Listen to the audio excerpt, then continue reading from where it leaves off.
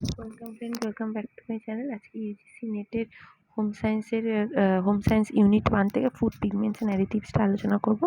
Food pigment বলতে আমরা সেই সমস্ত বর্ণ বা রঞ্জককে বোঝাই যা কোনো ফল বা সবজিকে রঙিন করে তুলতে সাহায্য করে।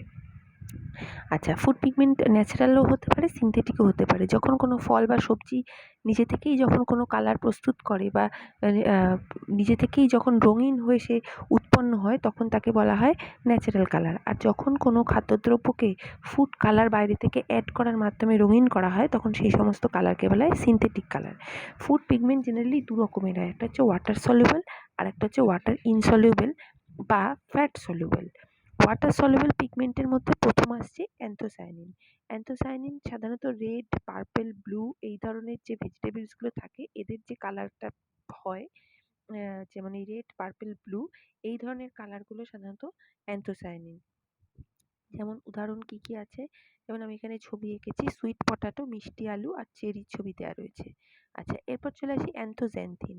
অ্যান্থোজ্যান্থিনও একটা ওয়াটার সলিউবল পিগমেন্ট, যেটা কিন্তু বিভিন্ন রকমের, আগে যেমন অ্যান্থোসায়ানিন আমরা পড়লাম যে সেটা রেড, পার্পল, ব্লু এই ধরনের কালারগুলো সৃষ্টি করে।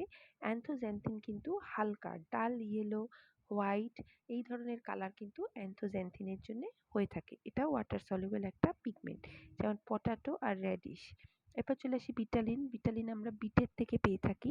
এটাও একটা nitrogen containing water soluble pigment, যেটা কিন্তু আমরা বিটের মধ্যে পাই। বিটের যে লাল রঙটা হয় বিটরুটের, সেটা কিন্তু এই বিটালিনের জন্যই হয়। এরপর আসছে আমরা ট্যানিন। ট্যানিন সাধারণত আমরা কিন্তু ট্যানিন কিন্তু একটা থার্মোস্টেবল, মানে অতিরিক্ত তাপমাত্রাতেও কিন্তু এটা নষ্ট হয় না, থার্মোস্টেবল পিগমেন্ট। আর এটা সাধারণত লাল, বাদামি, কমলা এই ধরনের ফলগুলো বা সবজির মধ্যে কিন্তু আমরা পেয়ে থাকি। আচ্ছা, ওয়াটার ইনসলিউবল বা ফ্যাট সলিউবল পিগমেন্ট কি? তার মধ্যে প্রধান হচ্ছে ক্লোরোফিল। ক্লোরোফিল হচ্ছে ওয়াটার ইনসলিউবল পিগমেন্ট। এটা সাধারণত কাঁচা ফলের মধ্যে বেশি মাত্রায় দেখতে পাওয়া যায়। তাছাড়াও লিফি গ্রিন ভেজিটেবলসের মধ্যে দেখা যায়। এছাড়াও গাছের পাতা, সবুজ পাতা, কাণ্ডই কিন্তু ক্লোরোফিল দেখতে পাওয়া যায়। যেমন ক্যাপসিকামের ছবি এখানে আমি প্রোভাইড করেছি। আচ্ছা, এই গেল ফুড পিগমেন্ট। এবার চলে আসি ফুড অ্যাডিটিভস। ফুড অ্যাডিটিভস কি? ফুড অ্যাডিটিভস হচ্ছে এমন কিছু সাবস্টেন্স যাকে বাইরে থেকে খাবারের মধ্যে প্রডিউস করে খাবারকে সংরক্ষণ করতে, তার গুণগুণ বাড়াতে, তার গন্ধের মাত্রা বাড়াতে, তার বাহ্যিক অ্যাপিয়ারেন্সটাকে সুন্দর করতে কিন্তু সাহায্য করে ফুড অ্যাডিটিভস। ফুড অ্যাডিটিভসের একটা উদাহরণ আমরা দেখতে পারি, যেমন হচ্ছে আচার তৈরি করা। এক্ষেত্রে কিন্তু আমরা ভিনিগারের সাহায্যে, লবণের সাহায্যে কিন্তু বিভিন্ন ফল সবজিকে কিন্তু সংরক্ষণ করে আচারের মাধ্যমে কিন্তু অনেকদিন রেখে দিতে পারি। তারপরে মাছে নুন মাখিয়ে অনেকদিন আমরা রাখতে পারি, আমে নুন মাখিয়েও আমরা অনেকদিন প্রিজার্ভ করতে পারি। এই ধরনের উপাদানগুলোকে অ্যাডিটিভস বলা হয়, যেটা খাদ্যদ্রব্যের গুণাগুণ মাত্রাকে বাড়াতে সাহায্য করে। ফুড অ্যাডিটিভস ক রকমের হয় আমরা দেখি এখানে। এখানে প্রধানত আমি 6 রকমের ফুড অ্যাডিটিভসের কথা দিয়েছি। একটা হচ্ছে কালারিং এজেন্ট, একটা হচ্ছে preservatives, antioxidant, flavouring agent, thickening agent আর স্টেবিলাইজার। কালারিং এজেন্টের মধ্যে দু রকমের কালারিং এজেন্ট থাকে, ন্যাচারাল আর সিনথেটিক। আচ্ছা, চলে আসি কালারিং এজেন্টে। কালারিং এজেন্ট দু রকমের, ন্যাচারাল কালার আর সিনথেটিক কালার। ন্যাচারাল কালার কি? যখন কোনো ফল বা সবজি নিজে থেকেই যখন তার সেলের মধ্যেই যখন কালার প্রডিউসিং, তার নিজের থেকেই যখন তার কালার তৈরি হচ্ছে, অর্থাৎ সে যখন নিজেই কোনো কালার তৈরিতে সক্ষম, তখন তাকে কিন্তু আমরা বলছি ন্যাচারাল কালার। যেমন বিটের মধ্যে পাওয়া যায় আমরা বিটানিন, যেটা তার লাল কালারের জন্য দায়ী। আচ্ছা, সিনথেটিক কালার যখন কোনো ল্যাবরেটরি সেটিংয়ে যখন আমরা কোনো কালারকে তৈরি করছি, তখন তাকে আমরা বলছি সিনথেটিক কালার, যেমন অ্যালোভেরা রেড। আচ্ছা, এখানে কয়েকটা ন্যাচারাল কালারের আমি উদাহরণ দিয়েছি, যেমন ক্যারামেল কালারিং, যেমন সুগারকে ক্যারামেলাইজ করে প্রস্তুত করা হয়, বিটানিন বিটের থেকে এক্সট্র্যাক্ট করা হয়, টারমেরিকের হলুদ কালারটা হয় কারকিউমিনের জন্যে, স্পিনাচের সবুজ কালার হয় কিন্তু ক্লোরোফিলের জন্যে। আর ন্যাচারাল কালার বলতে অর্থাৎ যখন কোনো ফ্রুটস বা যখন কোনো ভেজিটেবলস যখন নিজেরাই যখন নিজেদের সেলের মধ্যে সেই রঞ্জক উৎপাদনকারী কোষটা যখন তাদের শরীরের মধ্যে থাকছে এবং নিজেরাই যখন কোনো কালার তৈরি করছে, তখন তাকে বলছি ন্যাচারাল কালার।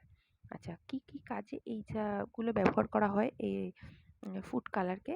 বিভিন্ন পানীয় দ্রব্য প্রস্তুতিতে, কসমেটিক্স প্রস্তুতিতে, ক্যান্ডি, জেলি এগুলো তৈরিতে কিন্তু ব্যবহার করা হয়। আচ্ছা, প্রিজারভেটিভ এই টার্মটা আমরা খুবই শুনে থাকি। যেকোনো খাদ্যদ্রব্যের শেলফ লাইফকে আরও লেনদেন করতে কিন্তু প্রিজারভেটিভ ইউজ করা হয়। যেমন স্কোয়াশ প্রস্তুতিতে সোডিয়াম বেনজোয়েটকে ইউজ করা হয় অ্যাজ এ প্রিজারভেটিভ। আচ্ছা, অ্যান্টিঅক্সিডেন্ট আমরা এই কথাটা খুবই শুনে থাকি। এটা আমরা ফল এবং ভেজিটেবলের মধ্যে পেয়ে থাকি, যা আমাদের রোগ প্রতিরোধ ক্ষমতাকে আরও বাড়িয়ে তুলতে সাহায্য করে। অ্যাকচুয়ালি অ্যান্টিঅক্সিডেন্ট যেটা করে, ফ্রি র্যাডিক্যালসের মাত্রা আমাদের শরীর থেকে কমাতে সাহায্য করে। ফ্রি র্যাডিক্যালস বলতে আমরা কি বুঝি? না, আমাদের শরীরে যখন ফ্রি র্যাডিক্যালসের মাত্রা কে কমাতে কিন্তু সাহায্য করে এই অ্যান্টিঅক্সিডেন্ট। আচ্ছা, অ্যান্টিঅক্সিডেন্টের আরও বিভিন্ন কাজ রয়েছে, যেমন এরা অক্সিডেশনকে প্রিভেন্ট করে। তো সেই কারণে বেশ কিছু ভিটামিন আছে এবং অ্যামিনো অ্যাসিড আছে, যাদেরকে নষ্ট হওয়ার হাত থেকে কিন্তু অ্যান্টিঅক্সিডেন্ট সাহায্য করে। আচ্ছা, ফ্লেভারিং এজেন্ট মানে কি? ফ্লেভারিং এজেন্ট হচ্ছে যে সমস্ত উপাদানগুলো খাদ্যবস্তুতে অ্যাড করার ফলে খাদ্যবস্তুতে একটা সুন্দর গন্ধ, স্বাদ বাড়ে, তাকে বলা হয় কিন্তু ফ্লেভারিং এজেন্ট। আচ্ছা, এরপর চলে আসি আমরা থিকেনিং এজেন্টের মধ্যে কি কি আছে? থিকেনিং এজেন্ট হচ্ছে সেই সমস্ত উপাদান যা লিকুইড খাদ্যবস্তুকে একটুখানি গাঢ় বা থকথকে করতে সাহায্য করে। এর মধ্যে প্রধান একটা উদাহরণ হচ্ছে অ্যারারুট, যেটা স্যুপ, সস এগুলোকে কিন্তু থকথকে একটা স্মুথ অ্যাপিয়ারেন্স দিতে কিন্তু সাহায্য করে। স্টেবিলাইজারও অনেকটা থিকেনিং এজেন্টের মতন। বিভিন্ন ঘনত্বের তরলকে যদি একসাথে মিশিয়ে কোনো খাদ্যদ্রব্য প্রস্তুত করা হয়, তাহলে সেই তরলগুলোকে পরস্পর মিশিয়ে একটা একটা সলিডিফাই একটা মিডিয়ামে পরিণত করতে কিন্তু স্টেবিলাইজার সাহায্য করে।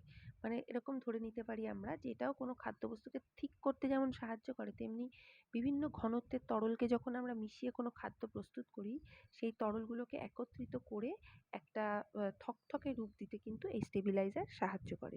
যেমন জিলাটিন, লেসিথিন, এগার এগার ইত্যাদি। আচ্ছা, চলে আসি এবার অ্যাডিটিভসের অ্যাডভান্টেজ কি? শেলফ লাইফ বাড়াতে সাহায্য করে, খাদ্যের মধ্যে ব্যাকটেরিয়াল গ্রোথকে কমায়, ফলে ফুড পয়জনিংয়ের চান্স কম থাকে। আচ্ছা, ফুডকে আরও বেশি অ্যাপাটাইটিং মানে আরও বেশি সুন্দর, আকর্ষণীয় করে তোলে। আচ্ছা, টেস্ট আরও বাড়ায়, আর নিউট্রিশনাল ভ্যালুটাকেও ইনক্রিজ করে। আর ডিসঅ্যাডভান্টেজ কি? অনেক সময় অ্যালার্জি ঘটাতে পারে। আচ্ছা, অন্যান্য ডায়েটারি ডিজিজ হওয়ার সম্ভাবনাও থাকতে পারে। অনেক সময় বেশ কিছু অ্যাডিটিভসের জন্য অনেক ভিটামিন নষ্ট হয়ে যায়, যেমন সালফার ডাইঅক্সাইডের কারণে কিন্তু ভিটামিন বি নষ্ট হয়ে যায়। আশা করছি ভিডিওটা তোমাদের পছন্দ হয়েছে। যদি পছন্দ হয় তাহলে বন্ধুদের সাথে শেয়ার করো, লাইক করো, কমেন্ট করো। আর প্লিজ তোমরা জানিও যে এখান থেকে তোমরা এমসিকিউ চাইছো কিনা বা কোশ্চেন সেট চাইছো কিনা, কমেন্ট করো একটু, তাহলে পরে বুঝতে সুবিধা হবে। নেক্সট কোন টপিক চাইছো, আমি সেই মতোই প্রোভাইড করার চেষ্টা করব। Thank you.